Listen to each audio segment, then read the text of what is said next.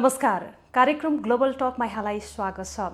दर्शकबिन, कार्यक्रम ग्लोबल टकमा हामी समसामयिक राजनैतिक विषयवस्तुमा रहेर संवाद गर्नेछौँ। आज हामी नेपाली कांग्रेसका नेता कल्याण गुरुङसँग रहेर समग्र राजनैतिक विषयमा र नेपाली कांग्रेसको आगामी राजनैतिक विषय के कसरी अघि बढ्नेछ समग्र यस्तै विषयवस्तुमा रहेर कुराकानी गर्नेछौँ। अहिले देशमा जल्दो बल्दो विषय छ मन्त्री हेरफेरको। हामी यही विषयवस्तुलाई सुरुवातमा हामी जोड्नेछौँ। सर्वप्रथम हामी अतिथिलाई कार्यक्रममा स्वागत गर्छौँ। स्वागत छ सर कार्यक्रममा। धन्यवाद। आराम हुनुहुन्छ? आरामै छु। नेपाली कांग्रेसले 14औं महाधिवेशन गर्यो। त्यसमा तपाईँ पनि सभापति पदका लागि शेरबहादुर देउवासँग लड्नुभयो र अन्तिममा पराजय पनि हुनुभयो। अहिले पार्टी सभापति शेरबहादुर देउवा हुनुहुन्छ। अन्तिममा तपाईँले पनि समर्थन गर्नुभएको थियो उहाँलाई। उहाँको काम गराइ शैली कस्तो लागिरहेको छ? कसरी अघि बढिरहनु भएको छ?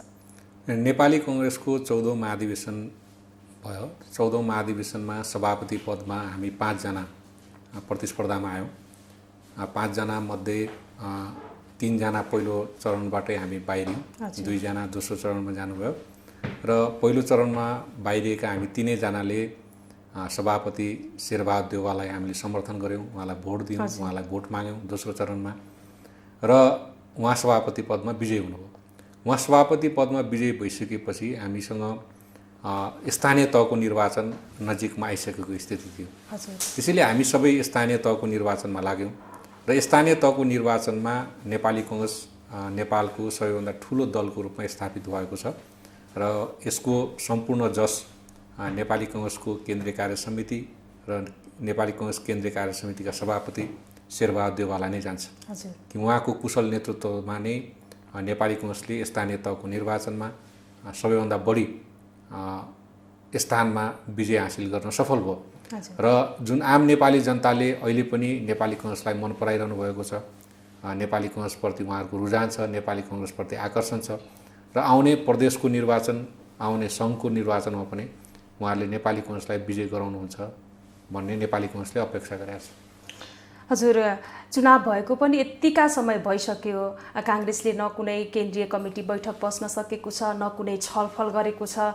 देशमा यति धेरै एजेन्डाहरू छन्, के गरिरहेको छ त कांग्रेस? अहिले नेपाली कांग्रेस खास गरिकन अब नेपाली कांग्रेस केन्द्रीय निर्वाचन परिचालन समितिको बैठक आउने केही दिनमा नै बस्छ र केन्द्रीय निर्वाचन परिचालन समितिले स्थानीय तहको निर्वाचनको विषयमा समीक्षा गर्छ। त्यो समीक्षा गरेर एउटा प्रतिवेदन तयार गरिसकेपछि त्यसपछि त्यो प्रतिवेदनको आधारमा कसरी अगाडि बढ्ने भनेर नेपाली कांग्रेसले एउटा बाटो लिन्छ, एउटा छलफल गरेर अगाडि बढ्छ। हजुर, यो स्थानीय तहको निर्वाचनमा चाहिँ सत्तारूढ गठबन्धनमा रहेका दलहरूलाई चाहिँ कांग्रेसले चाहिँ विभिन्न ठाउँमा चाहिँ कांग्रेसका कारणले चाहिँ पराजय बेहोर्नु पर्यो भनेर असन्तुष्ट पनि देखिन्छन्। के कांग्रेसले गर्दाखेरि चाहिँ माओवादी केन्द्र एकीकृत समाजवादीलाई चाहिँ घाटा नै लागेको हो? कसरी लिएको छ नेपाली कांग्रेसले? गठबन्धन दलहरू बीचमा जुन किसिमको सामञ्जस्यता हुनुपर्ने हो त्यो सामञ्जस्यता कतिपय ठाउँमा भएन, त्यो स्वाभाविक कुरो हो। तर नेपाली कांग्रेसकै कारणले अन्य दलहरूलाई घाटा भयो त्यो कुरा होइन। नेपाली कांग्रेसले जहाँ गठबन्धन दलहरूलाई गर्नुपर्ने सहयोग त्यो पुराका पुरा सहयोग गरेको छ। त्यसमा नेपाली कांग्रेसले कुनै कसर राखेको छैन। अब बाँकी रह्यो के हो भने नेपाली कांग्रेसको कार्यकर्ताको मात्रै मतले जित्न सक्ने स्थिति त रहँदैन। आम नेपाली जनताले भोट हाल्ने हो। त्यसैले आम नेपाली जनताले कहीँ गठबन्धन हुँदाखेरि जहाँ निश्चित रूपमा विजयको स्थिति देखिन्थ्यो त्यो स्थितिमा चाहिँ कहीँ पराजय भएको छ। त्यसमा नेपाली कांग्रेस जिम्मेवार होइन। त्यसमा चाहिँ उम्मेदवारको प्रचार प्रसार अलिकति कम भएको जस्तो हामीले मूल्याङ्कन गरेका छौँ। हजुर, अब यो गठबन्धन चाहिँ आगामी सङ्घ प्रदेशको चुनावसँग नै रहला कि वा के यस्ता हल्ला पनि सुनिरहेको छ यो गठबन्धनलाई चाहिँ निरन्तरता दिन नसकिने भन्ने हल्ला पनि सुनिरहेको छ? के कसरी लिनुभएको छ यसमा? यो गठबन्धनको जगलाई हेर्नुपर्छ। यो गठबन्धनको जग चाहिँ वर्तमान संविधानको संरक्षण र प्रवर्धन र कार्यान्वयन गर्नको लागि भएको हो। त्यसैले अहिलेको संविधानको रक्षा गर्नको निम्ति, अहिलेको संविधानको चाहिँ संरक्षण र प्रवर्धन गर्नको निम्ति गठबन्धन जुन भएको छ त्यसको लक्ष्य अझै पुरा भइसकेको छैन। किनकि भर्खरै स्थानीय तहको निर्वाचन सकिएको छ, प्रदेश तहको निर्वाचन बाँकी नै छ, सङ्घीय तहको निर्वाचन बाँकी नै छ। त्यसैले जुन आधारमा यो गठबन्धन भएको त्यो आधारको लक्ष्य अझै बाँकी छ। त्यो लक्ष्य पुरा गर्नको निम्ति प्रदेश तहको निर्वाचन र सङ्घीय तहको निर्वाचन हुन आवश्यक हुन्छ। त्यसैले यो संविधानको संरक्षण र प्रवर्धन गर्ने हो भने प्रदेशको निर्वाचन र सङ्घको निर्वाचनमा पनि गठबन्धन आवश्यक हुन्छ। गठबन्धनमै रहेका दलहरू त कतिपय कुरामा चाहिँ रुष्टता देखिएको छ नि त, यसलाई चाहिँ कसरी लिनुहुन्छ? यो गठबन्धन चाहिँ अब टुट्छ, निर्वाचनसम्म आगामी निर्वाचनसम्म पनि नरहला जस्तो छ भन्ने चर्चा परिचर्चा सुनिन्छ नि। यस गठबन्धनमा अब अलिअलि केही न केही समस्या त आउँछ, त्यो स्वाभाविकै हो। एउटै दलभित्र त समस्या आउँछ भने 5वटा दलहरू आज हामी गठबन्धनमा छौँ, अन्य दलहरूलाई पनि हामी गठबन्धनमा ल्याउने प्रयासमा लागिरहेका छौँ। अन्य दलहरू पनि यदि गठबन्धनको पक्षमा आउनुभयो भने यो संविधानको संरक्षण र कार्यान्वयन गर्न, प्रवर्धन गर्न अझ सहज हुन्छ भन्ने हिसाबले हामीले अन्य दलहरूलाई पनि प्रस्ताव गरिरहेका छौँ, आउनुहोस् गठबन्धनमा भनेर प्रस्ताव गरिरहेका छौँ। त्यसैले जुन समस्याहरू आएका छन् यी गठबन्धनभित्र, त्यो दलहरूका नेताहरू, म्याच्युर लिडरहरू हुनुहुन्छ, परिपक्व नेताहरू हुनुहुन्छ, उहाँहरूले गठबन्धनमा बैठक बस्छ, त्यो गठबन्धन दलहरूको बैठकमा उहाँहरूले ती समस्याहरूको समाधान गर्नुभएको छ र भावी दिनमा पनि गर्नुहुन्छ। हजुर, नेपाली काङ्ग्रेससँग नै गठबन्धन गर्ने त्यस्ता एजेन्डाहरू, त्यस्ता कामहरू चाहिँ के छ त? तपाईँ अन्य दलहरूलाई पनि गठबन्धन गरौँ भनेर भनिरहँदाखेरि के छ त त्यस्तो राम्रा कामहरू चाहिँ के गरेको छ त काङ्ग्रेसले?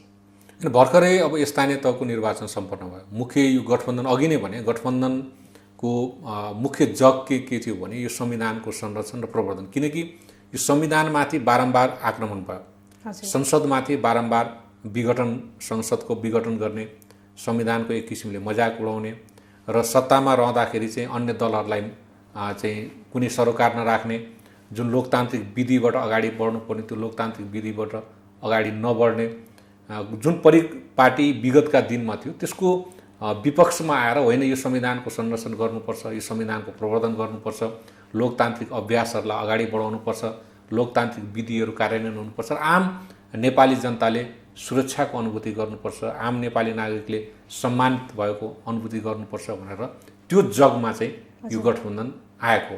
त्यसैले यो गठबन्धन आउँदाखेरि त्यसको निरन्तरता त जबसम्म संसदको निर्वाचन हुँदैन तबसम्म त गठबन्धनको निरन्तरता आवश्यक हुन्छ। त्यसैले प्रदेश र संसदको निर्वाचन, सङ्घीय संसदको निर्वाचन त बाँकी छ। त्यसैले प्रदेश संसद र सङ्घीय संसदको निर्वाचनमा हामीले अन्य दलहरूलाई पनि के भनेका छौँ भने आखिर जुनसुकै समस्याको समाधान पनि यही संविधानभित्र रहेर हामीले खोज्नु पऱ्यो नि। त्यसैले यो संविधानमा कुनै कमी कमजोरी छन् भने यो संविधानमा केही सुधार गर्नु छ भने पनि यो संवैधानिक बाटोबाटै जानु पऱ्यो। त्यसैले संवैधानिक बाटोबाट नै संविधानमा गर्नुपर्ने सुधारहरू गर्न सकिन्छ र यो संविधानबाट नै मुलुकमा देखिएका समस्याहरूको समाधान गर्न सकिन्छ भन्ने उद्देश्य राखेर यो गठबन्धन निर्माण गरिएको। त्यसैले हामीले अन्य दलहरूलाई पनि आह्वान किन गरेको हो भने आउनुहोस् यही संविधानबाट समस्याहरूको समाधान हुनसक्छ, यो संविधानमा भएका कमी कमजोरीहरूलाई सच्याउने या सुधार्ने पनि यो संविधानकै बाटोबाट, संविधानभित्र नै दिएका बाटोबाट हामी गर्न सक्छौँ, मिलेर मुलुक निर्माण गर्न सक्छौँ। त्यसको लागि हामीले आह्वान गरेका हौँ। हजुर, गठबन्धनको नेतृत्व नेपाली काङ्ग्रेसले गरिरहेको छ। अहिले गठबन्धन दलभित्र जुन खालको गतिविधिहरू भइरहेको छ नि, यसबाट चाहिँ के नेपाली काङ्ग्रेस सन्तुष्ट छ? गठबन्धनभित्र मैले अघि भने गठबन्धनभित्र समस्या आउँछ, एउटै दलभित्र त समस्या आउँछ भने गठबन्धनभित्र समस्या नआउने होइन। तर सबैले आफ्ना सबैको सबै आकाङ्क्षा पुरा हुँदैन, तर सबैको सामूहिक आकाङ्क्षा पुरा गर्ने चाहिँ गठबन्धनले काम गर्छ। सबैको सामूहिक भावनाको प्रतिनिधित्व गठबन्धनले गर्छ, सबैको सामूहिक सरोकारको चाहिँ कार्यान्वयन चाहिँ गठबन्धनले गर्छ। त्यसैले गठबन्धनमा परिपक्व नेताहरू हुनुहुन्छ, उहाँहरूले त्यो कामहरू चाहिँ गरिरहनु भएको छ, गर्नु पनि हुन्छ। त्यो हामीलाई के लाग्छ भने आउने दिन नेपाल या नेपालीको लागि हामीले सुखद बनाउनुको लागि लोकतान्त्रिक अभ्यास, लोकतान्त्रिक विधिहरूलाई अझ बढी परिपक्व रूपले कार्यान्वयन गराउनुको लागि र अहिलेको संविधानको संरक्षण र सम्वर्धन गर्नुको लागि यो मुलुकमा लोकतान्त्रिक जुन परिपाटीमा विश्वास गर्ने मानिसहरू या दलहरूको बिचमा एकता आवश्यक छ र त्यो गठबन्धन आवश्यक हुन्छ र त्यसमा अन्य दलहरू पनि आएर हामी मुलुकलाई कसरी हामी चाहिँ आम नेपालीको हित सोचेर कामहरू गर्ने, होइन, नेपालको संविधानलाई संरक्षण र प्रवर्धन कसरी गर्ने त्यो दिशातर्फ हामी अगाडि बढ्न सक्छौँ। हजुर, यो स्थानीय तहको निर्वाचनको नतिजालाई लिएर चाहिँ विभिन्न यो गठबन्धनमा रहेका दलहरूले चाहिँ आगामी सङ्घ र प्रदेशको निर्वाचनसम्म पनि यो गठबन्धन चाहिँ कायम रहँदैन भन्ने अभिव्यक्तिहरू पनि सुनिरहेका छौँ हामीले विभिन्न नेताहरूको। यसलाई चाहिँ तपाईँले कसरी लिनुभएको छ? मलाई चाहिँ के लाग्छ भने त्यो उहाँहरू कसैले बोल्नुभएको छ भने त्यो उहाँहरूको व्यक्तिगत राय हो, व्यक्तिगत राय दिन पाइन्छ। तर कुनै पनि पार्टीले पार्टीको केन्द्रीय कार्य समितिबाट या पार्टीको आधिकारिक बैठक बसेर गठबन्धन बाहिरिन्छौँ या गठबन्धन आवश्यक छैन भनेर कुनै पनि गठबन्धनमा रहनुभएको दलहरूले निर्णय गरिरहनु भएको स्थिति देखिँदैन। त्यसैले कसैले व्यक्तिगत रूपमा कुनै कुरा भन्नुहुन्छ भने त्यो उहाँहरूको व्यक्तिगत कुरा हो, दलहरूको आधिकारिक कुरा होइन। अहिलेसम्म दलहरूको आधिकारिक निर्णय चाहिँ के हो भने गठबन्धनमा रहेका दलहरूको आधिकारिक निर्णय चाहिँ के हो भने प्रदेशको तह र सङ्घीय तहसम्म गठबन्धन लैजाने, प्रदेशको निर्वाचन र सङ्घको निर्वाचन पनि गठबन्धनबाटै अगाडि जाने भन्ने अहिलेसम्मको आजको मितिसम्म चाहिँ आधिकारिक निर्णय त्यही हो। भनेपछि आगामी निर्वाचनसम्मको लागि मात्र हो यो गठबन्धन? आगामी निर्वाचन पछि पनि गठबन्धन हुनसक्छ, किनकि नेपालको संविधानले व्यवस्था गरेको सङ्घीय संसद छ र सङ्घीय संसदमा दुईवटा निर्वाचन प्रणालीबाट संसद चयन हुन्छ। हजुर, एउटा 165 जना प्रत्यक्ष निर्वाचन प्रणालीबाट र अन्य समानुपातिक निर्वाचन प्रणालीबाट। मिश्रित निर्वाचन प्रणाली भएको कारणले कुनै पनि एउटै दलले बहुमत ल्याउन सक्ने स्थिति नरहन सक्छ। भोलि एउटै दलले संसदमा बहुमत ल्याएन भने सरकार निर्माण गर्नुको निम्ति गठबन्धन त आवश्यक हुन्छ। त्यो बेला गठबन्धन गर्दाखेरि त जुन गठबन्धन गरेर जुन दलसँग हामी चुनाव लड्यौँ त्यही दलसँग भोलि गठबन्धन गरेर सरकार निर्माण हुनसक्छ। सरकार निर्माण भयो भने त फेरि अर्को 5 वर्ष फेरि गठबन्धन अगाडि बढ्छ। त्यसैले गठबन्धन चुनावसम्म मात्र होइन, गठबन्धन चुनावपछि पनि हुनसक्छ, त्यो सम्भावना म देख्छु। हजुर, तपाईँहरूले 14औं महाधिवेशन त सम्पन्न गर्नुभयो, तर तपाईँहरूको विधान महाधिवेशन तलपत्र छ, यो हुन्छ कि हुँदैन, के छ अवस्था? अनि यस विषयमा छलफल भइरहेको छ, कुराकानी भइरहेको छ र मलाई लाग्छ निकट भविष्यमा नै यस बारेमा कुनै निर्णय हुन्छ। यही मितिमा हुन्छ भन्ने त्यस्तो छलफल भएको छैन अहिलेसम्म? कसरी गर्ने, हजुर, कुन मुद्दा लिएर गर्ने, कहिले गर्ने भन्ने विषयमा छलफल भइरहेको छ। त्यसैले अहिले मिति तय भइसकेको स्थिति छैन। हजुर, अहिले यो चर्चामा छ एकीकृत समाजवादीको मन्त्री हेरफेर भइरहेको छ र आज शपथ ग्रहणको पनि कार्यक्रम छ। नेपाली काङ्ग्रेसभित्रका मन्त्रीहरूको पर्फर्मेन्स चाहिँ कस्तो देखिएको छ? कस्तो लाग्छ तपाईँलाई? के सन्तुष्ट हुनुहुन्छ वा हेरफेरको केही सम्भावना छ? अनि नेपाली काङ्ग्रेसभित्र अहिले जो वर्तमान मन्त्रीहरू हुनुहुन्छ उहाँहरूको पर्फर्मेन्स एकदमै राम्रो छ। उहाँले एकदमै राम्रो काम गर्नुभएको छ, जुन मन्त्रालयहरू सम्हाल्नु भएको छ। भर्खरै तपाईँले देख्नुभयो पेट्रोलियम पदार्थको जुन मूल्य वृद्धि भएको थियो त्यसमा मूल्य घटाएर नेपाली काङ्ग्रेसका आदरणीय सभापति सम्माननीय प्रधानमन्त्री शेरबहादुर देउवाले आम नेपालीको हकहितको लागि एउटा दह्रो निर्णय गर्नुभएको छ र अहिलेको सरकारले जुन यो मूल्य घटायो, पेट्रोलियम पदार्थमा मूल्य घटायो, त्यसले चाहिँ आम नेपाली जनतालाई राहत दिएको छ। त्यसैले नेपाली काङ्ग्रेसबाट नेतृत्व गर्नुभएको जुन मन्त्रालयहरू छ त्यहाँ मन्त्रीहरूको र सम्माननीय प्रधानमन्त्रीको पर्फर्मेन्स एकदमै राम्रो छ। उहाँहरूले एकदमै राम्रो काम गरिरहनु भएको छ। त्यसैले मेरो दृष्टिकोणमा नेपाली काङ्ग्रेसका मन्त्रीहरूलाई कुनै परिवर्तन गर्नु पर्दैन।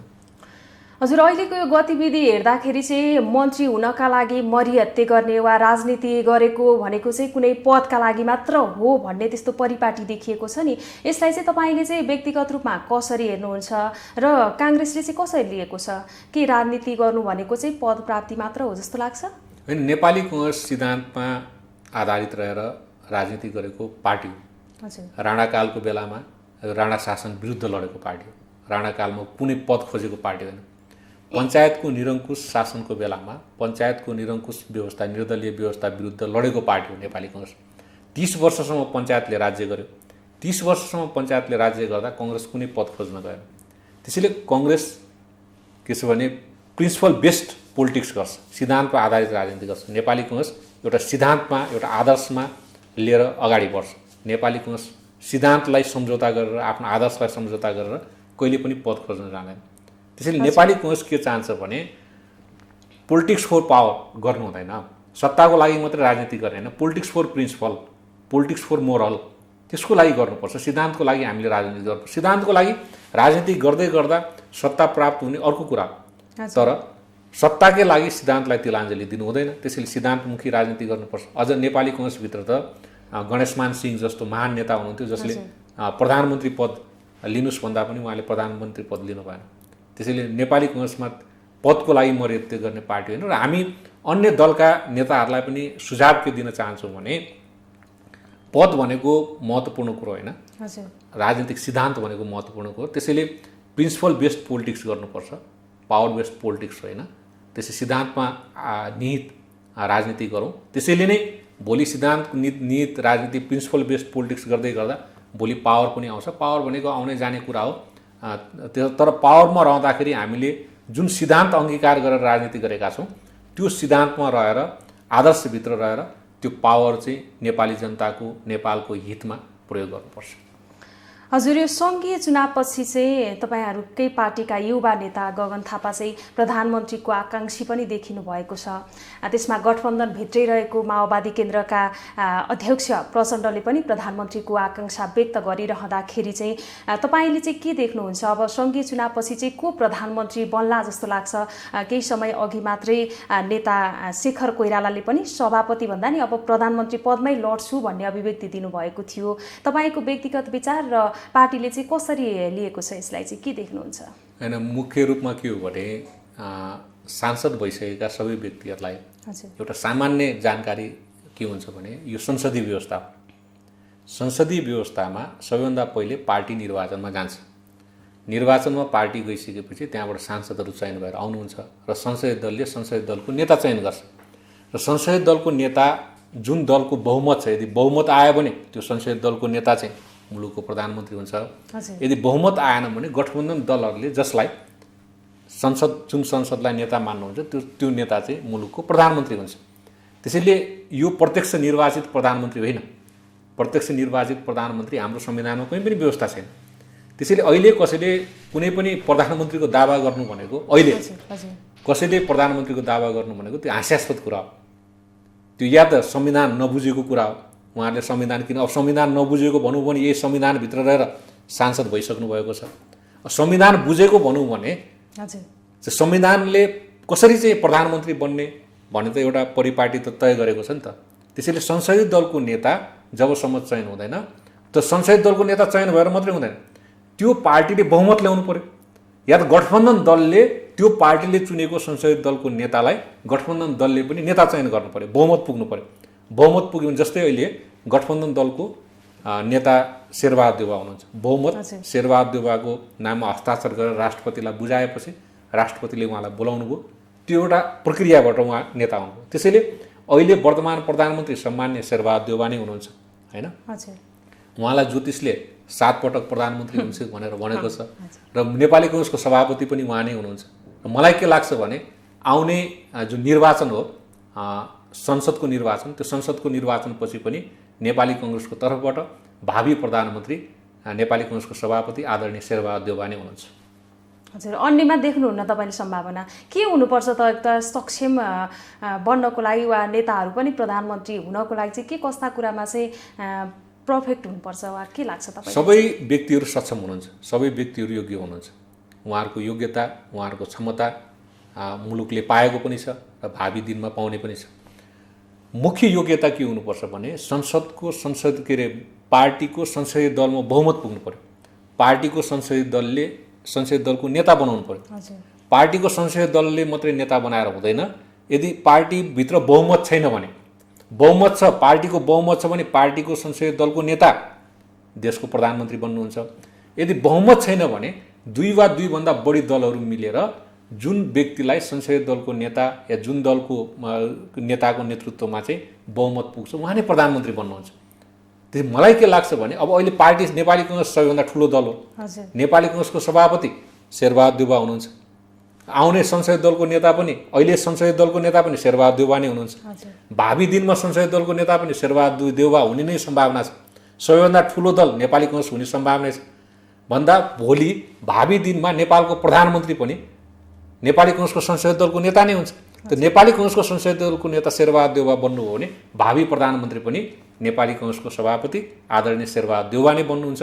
त्यो चाहिँ ठोकवा कुरा हो। हजुर, यो बताइरहँदा काङ्ग्रेस चाहिँ वैचारिक रूपमा पनि बुढो हुँदै गएको छ वा विश्वास घटेको छ, यसमा चाहिँ पार्टीमा आउनको लागि नयाँ पुस्ताहरूलाई चाहिँ के छ त त्यस्तो आकर्षण गर्ने कुनै एजेन्डाहरू? अहिले त विभिन्न आकर्षण त घटिरहेको छ, अन्य नयाँ पार्टी वा स्वतन्त्रमा चाहिँ बरु आकर्षण देखिएको छ नि, के छ त तपाईँहरूको मुख्य एजेन्डा? बहुदलीय व्यवस्थामा तपाईँलाई उमेरको आधारले कसैले कुनै मैले चाहिँ यो पाउँछु, मसँग यति उमेर हो भनेर हुँदैन। युवा अहिले कोही पनि छैनन्। युवा भनेको त तपाईँलाई 35 वर्ष मुनिको व्यक्ति युवा हो नि, होइन? अझ तपाईँ युएनको डिफिनेसन हेर्ने हो भने तपाईँलाई के भनेदेखि 29 वर्षसम्मको युवा हो। जति पनि व्यक्तिहरू चाहिँ तपाईँ हेर्नुहुन्छ भने उहाँहरू या त 35 क्रस गरिसक्नु भएको छ या त 29 क्रस गर्नु, उहाँहरू कोही पनि युवा होइन। युवाको परिभाषाभित्र उहाँहरू पर्नुहुन्न। जो 35 वर्ष मुनिको हुनुहुन्छ उहाँहरू युवाको परिभाषाभित्र पर्नुहुन्छ। 35 वर्ष पुगेर 35 वर्ष नआएको व्यक्ति कोही युवाको परिभाषा पाउँदैन। त्यसैले सबै स्वतन्त्र हुनुहुन्छ प्रतिस्पर्धा गर्न। हाम्रो संविधानले बहुदलीय संसदीय व्यवस्थाको परिकल्पना गरेको छ। बहुदलीय संसदीय व्यवस्थाभित्र दल खोल्ने सबैको स्वतन्त्रता हो। त्यो दल खोलेर कसैले म चाहिँ दल खोल्छु, म दल खोलेर पार्टीमा निर्वाचन लड्छु, म चाहिँ दल खोलेर जनताको सेवा गर्छु, म विभिन्न तहको निर्वाचन लड्छु भने त्यो नेपालको संविधानले दिएको स्वतन्त्रता हो। त्यो स्वतन्त्रताको उपभोग गर्न जो पनि व्यक्ति यस भने त्यो अधिकारको उपभोग गर्न जुनसुकै व्यक्तिले पनि पाउनुहुन्छ। अब र दलभित्रको कुरो, दलभित्र त एउटा प्रक्रिया हुन्छ। दलभित्रको प्रक्रियामा तपाईँ दलको संसदीय दलको नेता पहिले हुनु पर्यो नि। हजुर, दलको संसदीय दलको नेता नभइकन, जस्तै अन्य पार्टीको पनि संसदीय दलको नेता हुन्छ नि, सानो सानो 2टा 3टा, एउटा जितेको हो संसदको पनि संसदीय दलको नेता हुन्छ नि। 2टा जित्यो भने पनि संसदीय दलको नेता हुन्छ, 3वटा सिट जित्नेको भने संसदीय दलको नेता हुन्छ। त नेपाली काङ्ग्रेस जस्तो सबैभन्दा ठुलो पार्टीको संसदीय दलको नेता हुँदैन। त्यो संसदीय दलको नेता नेपाली काङ्ग्रेसको जो बन्नुहुन्छ उहाँ नै भोलि भावी प्रधानमन्त्री बन्नुहुन्छ। मैले त्यस कारणले भनेको अहिले नेपाली काङ्ग्रेसको सभापति आदरणीय शेरबहादुर देउवा हुनुहुन्छ, भावी संसदीय दलको नेता पनि आदरणीय शेरबहादुर देउवा नै बन्नुहुन्छ।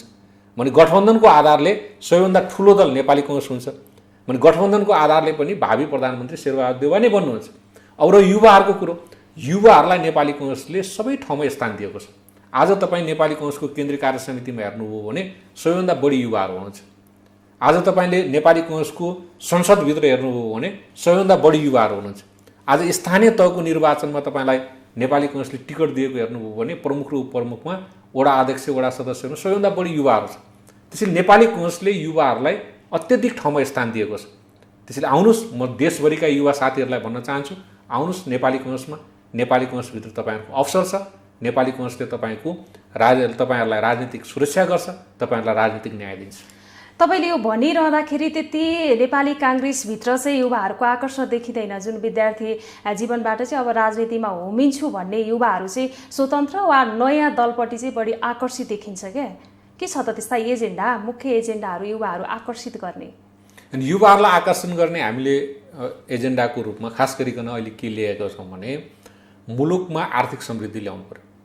आर्थिक समृद्धि आइसकेपछि रोजगारहरू हुन्छ। त्यसै रोजगारी भयो भने मान्छेको आय बढ्छ। आय बढ्यो भने तपाईँलाई सेभिङ बढ्छ। सेभिङ बढ्यो भने इन्भेस्टमेन्ट हुन्छ। इन्भेस्टमेन्ट बढ्यो भने फेरि रोजगारका स्थितिहरू सिर्जना आउँछ। त्यसैले मुलुकको पैसा मुलुकभित्र नै हामीले सबैभन्दा बढी इन्भेस्ट गर्ने वातावरण तयार गर्नु पर्यो। जुन आयातहरू अहिले स्थिति हेर्ने हो भने लगभग 16 खरबको हाराहारीमा तपाईँलाई रेमिटेन्स आउँछ। 16 खरबको हाराहारीमा रेमिटेन्स आउँदाखेरि त्यसको 90 देखि 95% त तपाईँ विदेशमै जान्छ। किन विदेशबाटै हामी सामानहरू आयात गरिरहेछौँ। हाम्रो अर्थतन्त्र उपभोक्तामुखी भयो। उपभोक्तामुखी अर्थतन्त्रले हामीले विदेशमा कमाएर ल्याएको पैसा पनि विदेशमै जाने रहेछ। त्यसैले उपभोक्तामुखी अर्थतन्त्र होइन, उत्पादनमुखी अर्थतन्त्र गरौँ। त्यो उत्पादनमुखी अर्थतन्त्रको लागि नेपाली काङ्ग्रेसले कृषिलाई महत्त्व दिएको छ। नेपाली काङ्ग्रेसले शिक्षालाई महत्त्व दिएको छ। शिक्षामा पनि प्राविधिक शिक्षालाई महत्त्व दिएको छ। अहिले हेर्नुहोस्, नर्सिङको लागि नर्सिङ पढेका विद्यार्थीहरूले तपाईँलाई उहाँ इङ्ल्यान्डमा रोजगारीको अवसर प्राप्त गरिरहनु भएको छ। त्यसैले टेक्निकल एजुकेसनहरूलाई हामीले असाध्यै महत्त्व दिएका छौँ।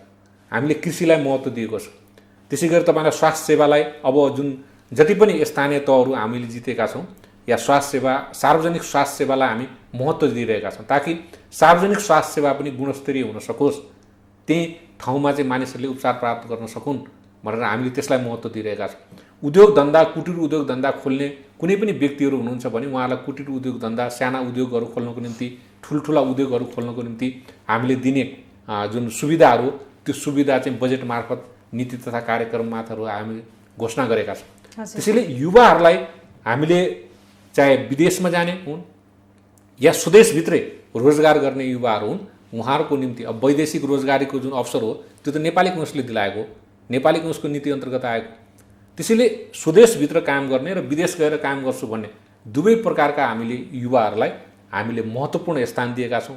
नेपाली काङ्ग्रेसले जुन नेपाली काङ्ग्रेसको नेतृत्वमा आएको जुन यो सरकार छ गठबन्धनको सरकार, यसको नीति तथा कार्यक्रम र यसले ल्याएको बजेटमा नै युवामुखी बजेट हामीले ल्याएका छौँ र उत्पादनमुखी बजेट हामीले ल्याएका छौँ। हजुर, अहिले नेपाली काङ्ग्रेस नै सत्तामा रहँदाखेरि हेर्नुहोस् त अनगिन्ती जनताका समस्याहरू, मूल्य वृद्धिको मार खेप्नु परेको छ, पेट्रोलियम पदार्थको मार खेप्नु परेको छ तपाईँहरू सत्तामा रहँदाखेरि। अनि तपाईँहरूलाई चाहिँ कसरी विश्वास गर्छन् त आम जनताले? हामीले घटाइसक्यौँ त, पेट्रोलियम पदार्थको मूल्य घटाएनौँ, पेट्रोलको मूल्य घटायौँ होइन, डिजेलको मूल्य घटायौँ, अस्ति भर्खरै घटायौँ। किनकि अन्तर्राष्ट्रिय स्तरमा नै पेट्रोलको मूल्य बढेको थियो, नेपालमा मात्रै बढेको होइन, भारतमा बढेको छ, अमेरिकामा बढेको छ, विश्वभरि नै तपाईँलाई पेट्रोलियम पदार्थको मूल्य बढेको छ। नेपाल सरकारले जुन लिने कर हो त्यो कर चाहिँ घटाएर हामीले पेट्रोलियम पदार्थको मूल्य घटाएका छौँ। पेट्रोलियम पदार्थको मूल्य घटेपछि तपाईँलाई भाडा घट्छ, भाडा घटेपछि आम जति पनि यो ढुवानी भाडा चाहिँ कम पर्छ, कम परेपछि अरू पदार्थहरूका पनि मूल्यहरू, अरू सामानहरूका पनि मूल्य घट्छ। त्यसैले हामीले पेट्रोलियम पदार्थको मूल्य घटाएर आम नेपाली जनतालाई राहत दिने काम गरेका छौँ। यो चाहिँ सम्माननीय प्रधानमन्त्री शेरबहादुर देउवाले यो एकदम बोल्ड निर्णय गर्नुभएको छ, आम नेपाली जनतालाई राहत दिने। त्यसैले उहाँ र उहाँको सरकारलाई हामी धन्यवाद दिन चाहन्छौँ नेपाली काङ्ग्रेसको तर्फबाट कि यस्तो निर्णय आगामी दिनमा पनि नेपाली काङ्ग्रेसले गर्छ जुन जनताको हितमा हुन्छ। जनताको हितमा हुने हरेक किसिमको निर्णय नेपाली काङ्ग्रेसले गरेर अगाडि बढ्छ।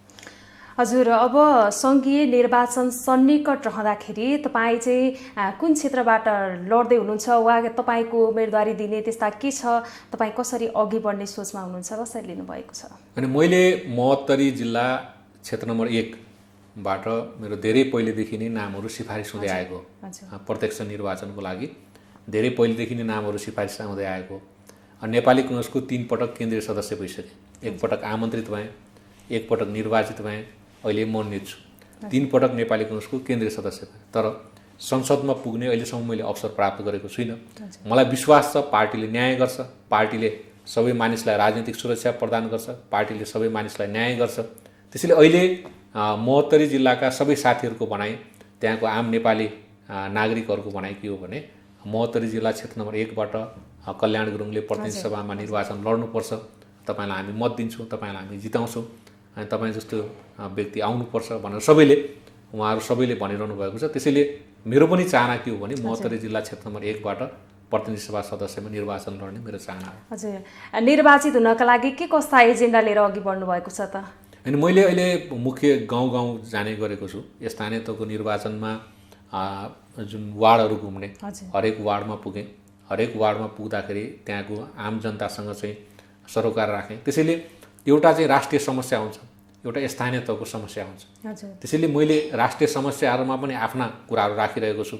स्थानीय समस्याहरूको विषयमा पनि, स्थानीय समस्यामा पनि त्यो तपाईँलाई हरेक वार्डको आफ्नै आफ्नै समस्या छ।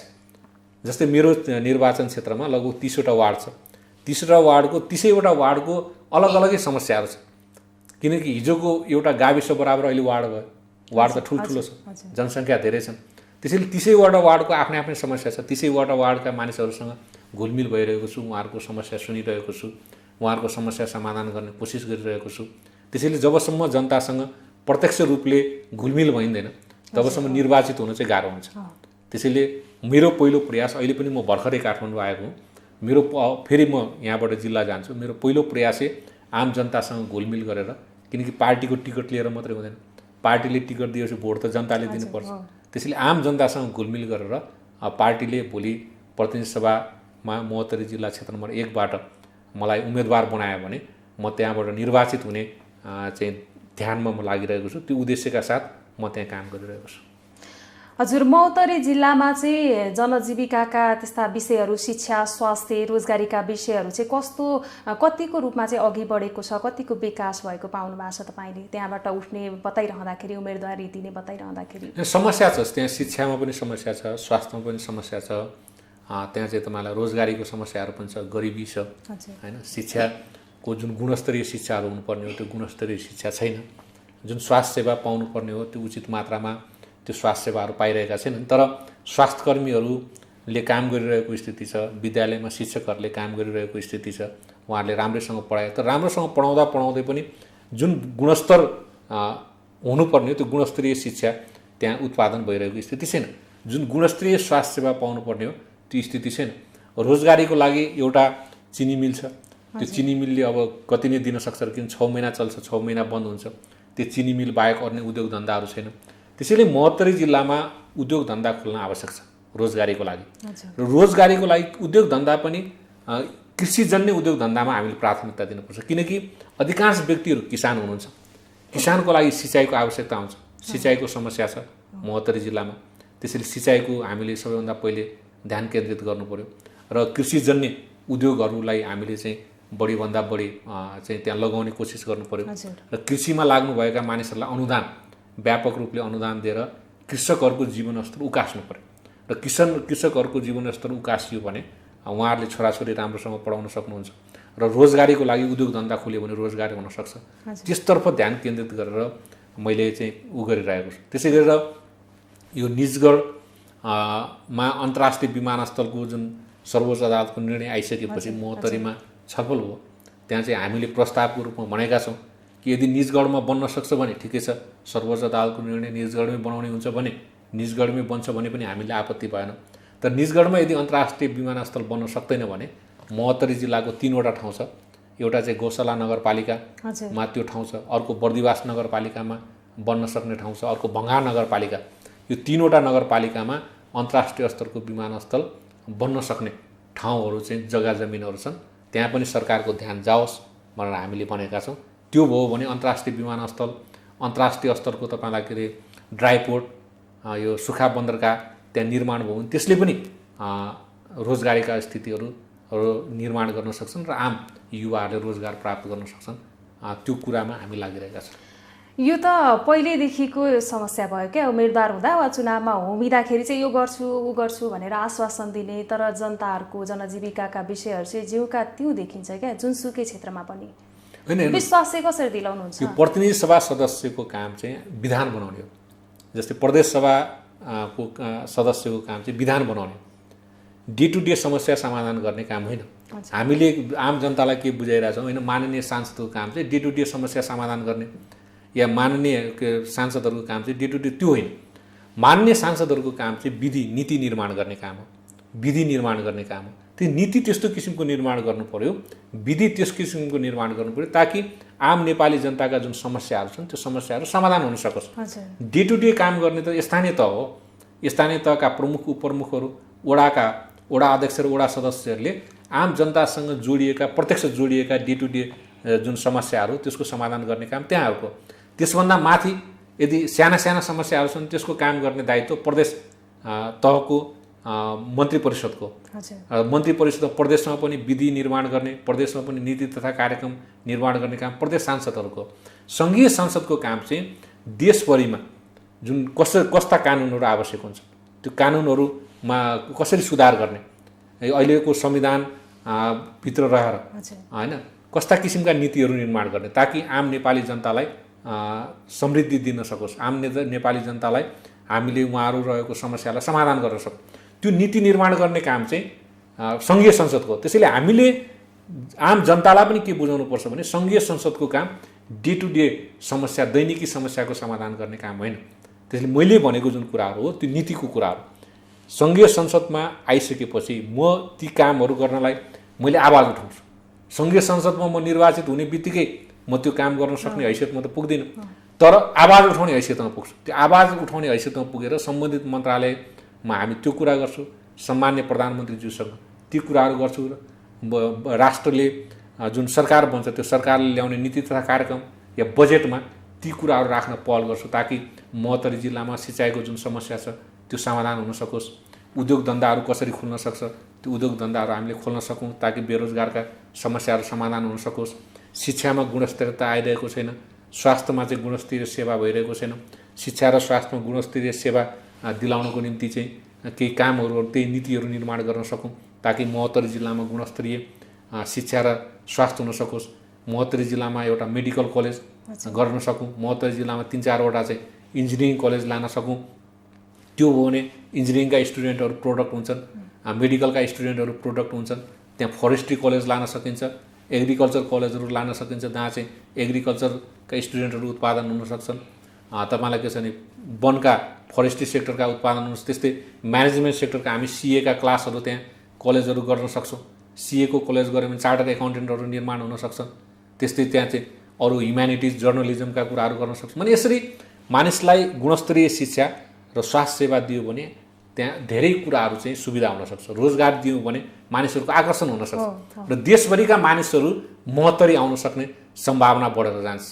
त्यो किसिमको नीति निर्माण गर्ने दायित्व एउटा संसदको हुन्छ र मैले भनेको छु म महोत्तरी जिल्लाबाट यदि मलाई पार्टीले पत्यायो, पार्टीले महोत्तरी जिल्ला क्षेत्र नम्बर 1बाट टिकट दियो, प्रतिनिधि सभामा मैले चुनाव लडेँ र चुनावमा निर्वाचित भएर आएँ भने म यी कामहरू गर्छु, जनताको सेवा गर्छु। हजुर, यो नीति निर्माण त भन्छ, तपाईँहरूले कार्यान्वयनको लागि झकझकाउन सक्नुहुन्छ नि त, त्यसले तपाईँलाई पनि फाइदा पुग्छ त नि भोलि। कार्यक्रमको लागि, कार्यान्वयनको लागि त हामीले झकझकाइरहेको हुन्छ। कार्यान्वयन गर्ने खास दायित्व मन्त्रीको हुन्छ, किन जुन मन्त्रालय अन्तर्गतको मन्त्री हुनुहुन्छ, मन्त्री त्यो मन्त्रालयको चाहिँ कार्यकारी अधिकार व्यक्ति।